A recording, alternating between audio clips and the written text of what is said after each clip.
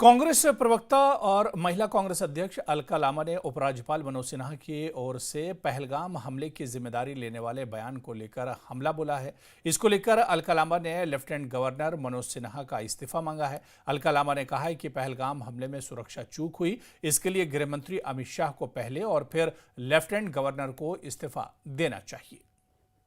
देखिए, जिम्मेदारी तो देश के गृह मंत्री को लेनी चाहिए थी, पर लगता है कि उन्होंने अपना ठीकरा उनके सर पर फोड़कर उनसे ये बयान दिलवाया है।